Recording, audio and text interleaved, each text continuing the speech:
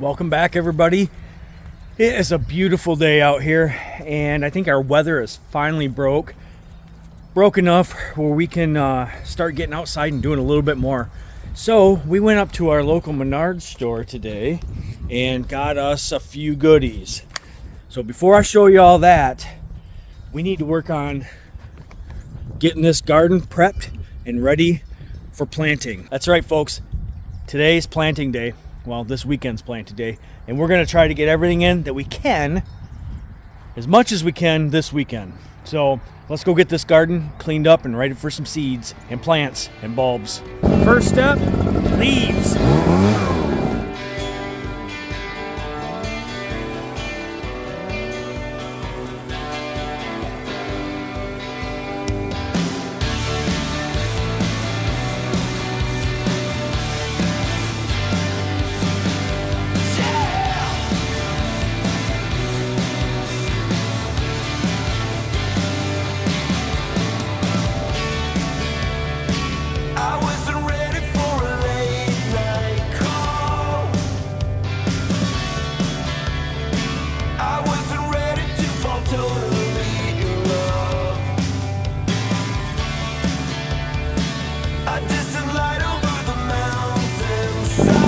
Not sure this is working how I intended. I've got my reasons why I'm in this game for life. The last shot kind of got some little dirtage. So that's what we're left with. It's not terrible. You gotta kind of watch these flowers coming up here. And if you blow too hard, they'll bust the stems right off. But I would say it kind of worked. I mean, it didn't get every leaf, but I wasn't expecting it to anyways. Now you're asking, well, Eric, what are you going to do with all these leaves up against the fence? That's a good question, because right here we've got all this black netting, and we're going to put this netting back up. It gives us another, I think, 3 feet on the height of the fence, and that's for the chickens so they don't fly in. I wouldn't have worried about it. Our OG chickens never seemed to have any interest getting in here, but the new chickens that we got last year, they're flying out a little bit more, and I could definitely see them trying to get in here this summer. So we're gonna put the fence back up at least for another year, just to make sure. We put a lot of time into this garden, and starting seeds and just all the prep work, and we don't want chickens coming here while we're at work for one day and decimate the whole garden. So this year we're going to put it up. Anyways, so what am I going to do? Well, I think what I'm going to do, I'm going to take this netting here, and I have to pretty much re-zip tie it to the poles here.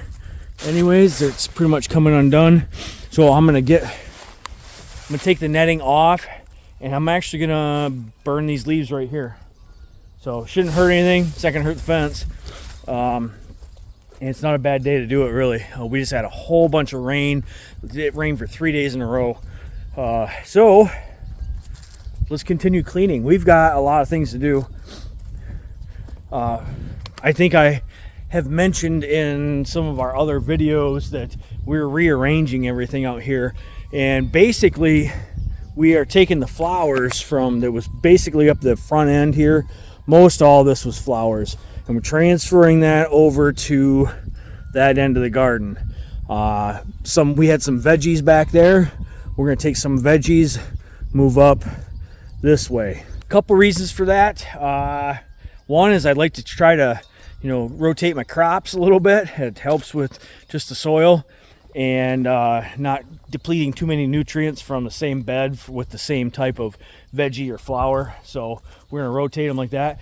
And the other reason is sunlight. So I've got this planned out a little bit better this year for our shorter crops to be up front, and the crops are going to get taller the further back that we go. Basically so I don't shade out any of my veggies up front here.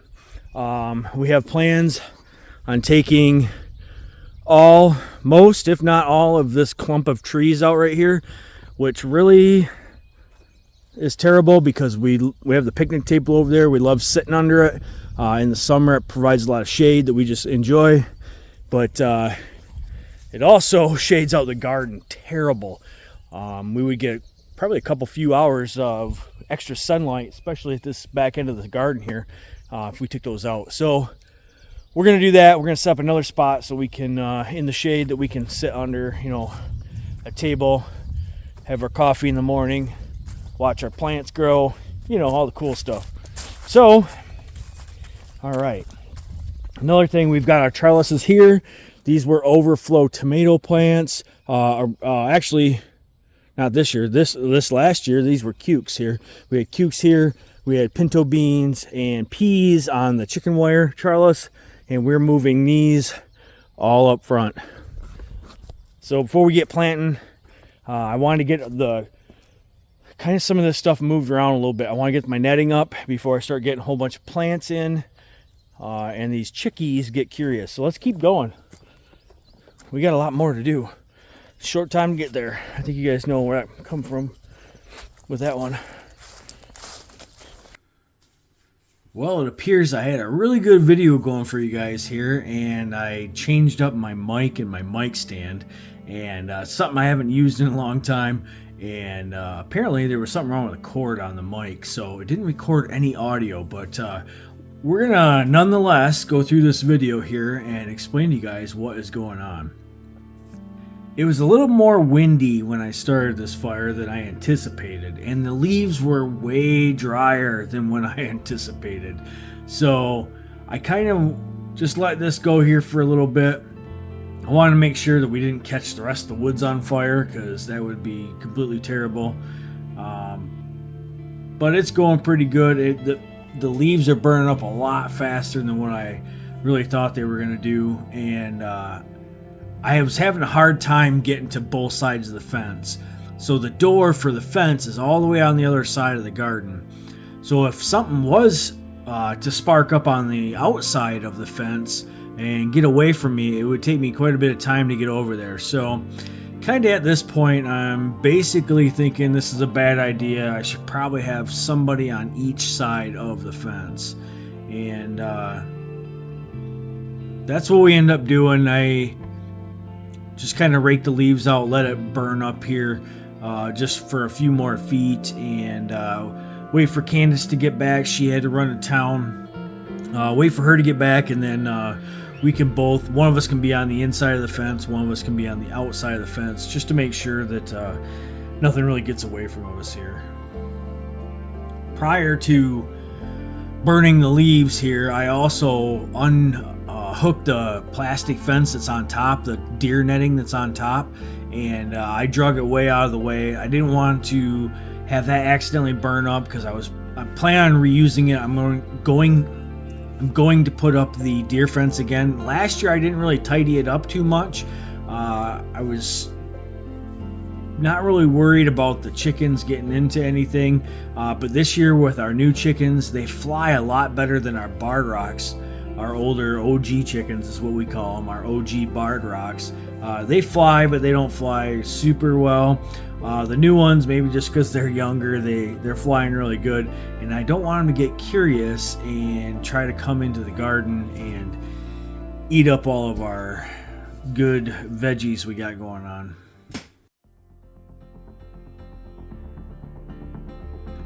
Tying up this fence is actually pretty easy. It's just time consuming.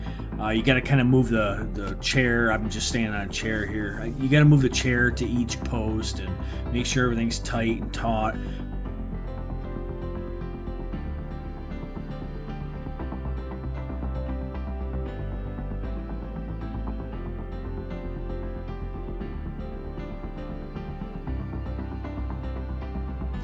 The yard markers are just stuffed between the fence and the T-post. I don't fasten them at all. You could run a zip tie on them if you wanted to, but I've never had one move. I've actually had a hard time getting them in and out, so they stay pretty good. So basically went around as much as we could, and then Candace gets back here, and I want to get these leaves burned up while it was still nice out. The wind had died down a little bit, thankfully, so it wasn't as bad when Candace was here as it was when I was trying to do it myself. But at least we got somebody on both sides of the fence just as a precaution.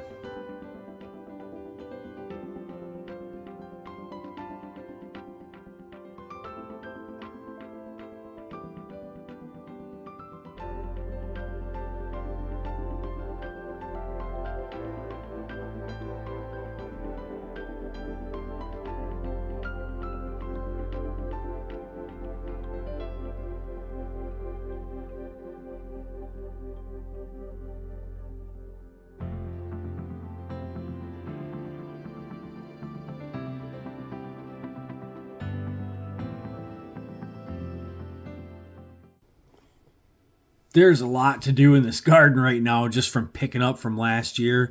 And with moving all of our flowers from one end of the garden to the other, we do need to pick up our weed fabric and move it down. We've got veggies going here, and typically I don't plant veggies in our weed fabric. I know some people do. I just don't. I have more of a high intensity garden plan, and I don't have enough holes. I couldn't really put enough holes into the weed fabric to get as many vegetables in there as I need. With having access to a CAD program at work, it's really nice. I get to draw up the homestead here. I've just got the barn, the chicken coop, and the compost pile there. And then I've rough sketched in the garden and then just the amount of beds. I try to do it as close to scale as possible just so it's a little more realistic for me. But that way I can print this off every year and then just fill in the blanks in the beds. And we just fill that in with pencil and we can change it and move stuff around. And we like to do that when there's still snow on the ground and we're kind of bored inside for the winter and we don't have anything to do. We start thinking about our garden and how we're going to make things better.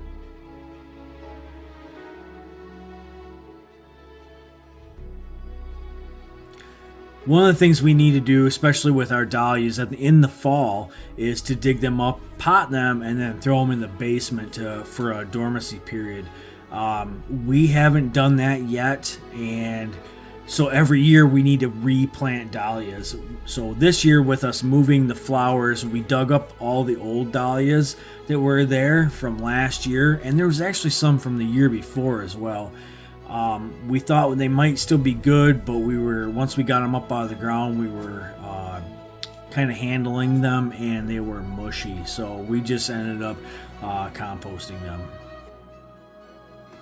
One of the coolest things that we started out doing here on the homestead was doing our own compost. And when I first started, I really had a good system. As you can see, I've got the pallets there, and I would rotate between the two sides of the pallets just with a hand shovel, and that worked really good when I had a small amount of compost. Once we got the chickens and we had garden clean out, once I started getting grass clippings from coworkers, our compost pile probably expanded tenfold within a month or two. So it got really big, really fast, which is really good, but I don't have anywhere to put it. The chickens also like to get in there in the summertime, actually all year round, and really scratch around and spread that whole compost pile out, which is great because they get to turn the compost pile, but they also make a big mess out there. And without having a tractor with a bucket to be able to move some of this stuff, it's a little bit cumbersome. But the plan is to get the tractor out here in the very near future and try to push it up into a pile as best I can, water it down to get anything to compost out of there. I know a lot of that has a lot further to go. It's not fully compost yet, but I'm trying to dig into the areas that I know have been there for a couple years.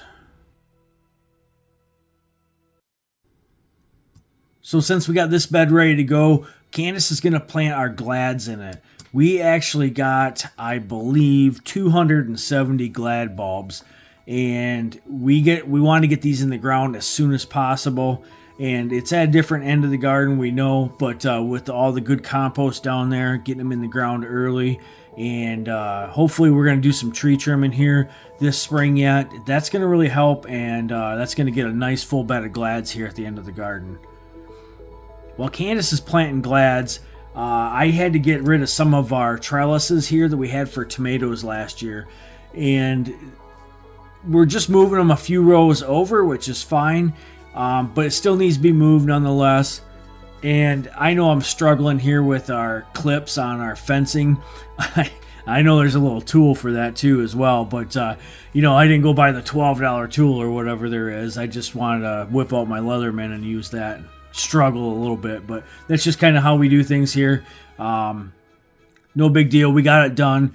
It all came apart. I've put up all this fence with that same Leatherman. Never had a problem.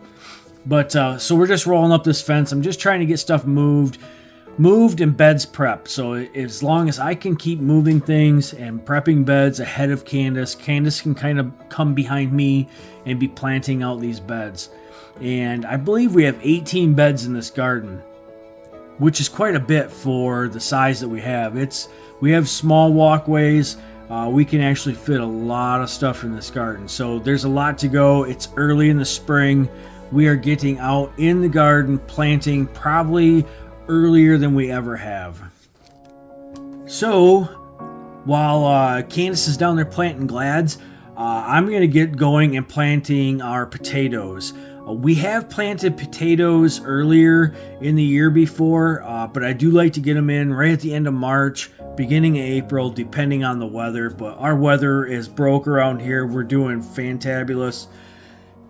It's pretty much game on for a lot of things. I'm not putting live plants out into the garden yet, especially before I hard them off here up by the house. But as far as planting potatoes, I've done a few videos of that. Not a whole lot different here. Basically just rake my bed out, and I take a round nose shovel, dig about 2 spadefuls of dirt out, and then we put in between a half a shovel and a shovelful of compost per hole, and then we shake in some 12-12-12 fertilizer on top of that. We plant our seed potato, and make sure when you guys are planting your seed potatoes, there will be a few eyes. Make sure the eyes are sticking up. That'll help the potato get going a lot faster. So we just place our potato on the bed of compost and the 12-12-12 fertilizer, and then we cover up and let it go. I usually, when I'm all done, I'll maybe do a little final rake on top of the bed. But there's not a whole lot needed until they start coming up. Make sure you get them watered in. That would probably be the only thing. If you have a dry spell, you want to make sure you get some water in there. But with this nice, loose, loamy soil, we don't have a problem with drainage. Well, I just got done with the potatoes, so I'm going to go down here and help Candace put in the dahlias. It looks like she's got all 270 of those glad bulbs planted, and we're moving on to our dahlias here. She's got, I think, 4 different varieties, and these are real easy. This is a more narrow row, so we're going right down the middle of the row, taking a spade full of dirt out. I did not put the compost in the hole with these dahlias, but we're just taking a spade full of dirt out, put the dahlia plant in the hole, make sure you cover it up good, and we'll come by later. We'll come by later and top dress with a little bit of our compost and our 12-12-12 fertilizer, and we'll make sure that gets watered in, or we get a rainstorm coming that evening or something to get that nice and watered in. Here's the 4 varieties of dahlias that we planted. So that pretty much does it. We're gonna cut this video here. We didn't get everything that we bought planted, and that's okay. It's just bulbs and stuff. It's no live plants.